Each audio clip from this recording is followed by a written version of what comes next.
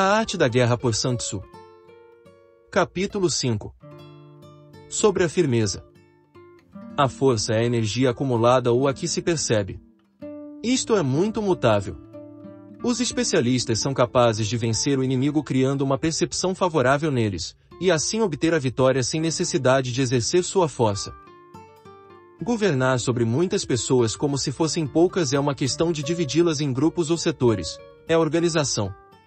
Batalhar contra um grande número de tropas como se fossem poucas é uma questão de demonstrar força, símbolos e sinais. Refere-se a conseguir uma percepção de força e poder na oposição. No campo de batalha se refere às formações e bandeiras utilizadas para organizar as tropas e coordenar seus movimentos.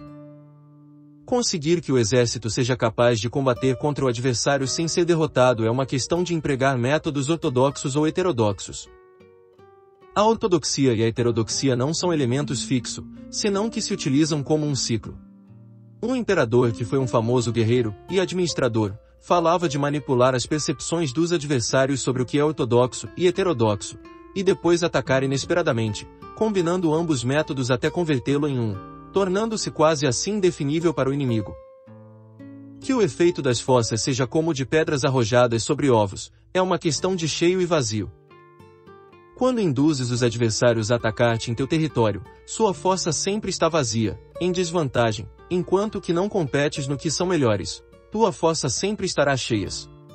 Atacar com o vazio contra o cheio é como atirar pedras sobre ovos, de certeza se quebram. Quando se inicia uma batalha de maneira direta, a vitória se ganha por surpresa. O ataque direto é ortodoxo. O ataque indireto é heterodoxo. Só há duas classes de ataques na batalha, o extraordinário por surpresa e o direto ordinário, porém suas variantes são inumeráveis. O ortodoxo e o heterodoxo se originam reciprocamente, como um círculo sem começo nem fim. Quem poderia esgotá-los? Quando a velocidade da água que flui alcança o ponto em que pode mover as pedras, esta é a força direta. Quando a velocidade e manobrabilidade do falcão é tal que pode atacar e matar, isto é precisão.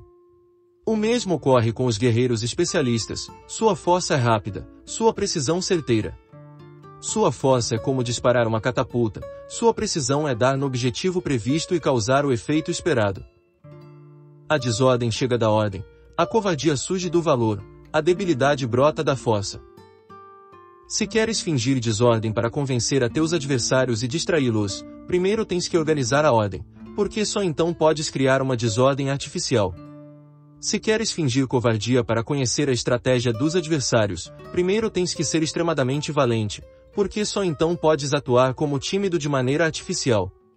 Se queres fingir debilidade para induzir arrogância em teus inimigos, primeiro deves ser extremadamente forte porque só então podes pretender ser débil. A ordem e a desordem são uma questão de organização, a covardia é uma questão de valentia e de ímpeto, a força e a debilidade são uma questão da formação na batalha. Quando um exército tem a força do ímpeto, percepção, inclusive o tímido se torna valente, quando perde a força do ímpeto, inclusive o valente se converte em tímido. Nada está fixado nas leis da guerra, estas se desenvolvem sobre a base do ímpeto. Com astúcia se pode antecipar e conseguir que os adversários se convençam a si mesmos como proceder e mover-se, ajuda-os a caminhar pelo caminho que lhes traça. Faz mover-se os inimigos com a perspectiva do triunfo, para que caiam na emboscada. Os bons guerreiros buscam a efetividade na batalha a partir da força do ímpeto, percepção, e não dependem só da força de seus soldados. São capazes de escolher a melhor gente, empregá-los adequadamente e deixar que a força do ímpeto logre seus objetivos. Quando há entusiasmo, convicção, ordem, organização, recursos, compromisso dos soldados, tens a força do ímpeto, e o tímido é valoroso. Assim é possível determines os soldados por suas capacidades, habilidades e encomendar-lhes deveres e responsabilidades adequadas. O valente pode lutar, o cuidadoso pode fazer sentinela, e o inteligente pode estudar, analisar e comunicar.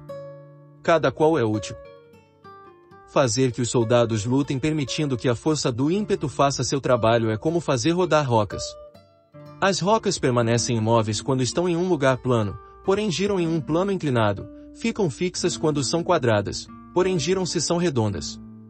Portanto, Quando se conduz os homens à batalha com astúcia, o impulso é como rocas redondas que se precipitam montanha abaixo. Esta é a força que produz a vitória.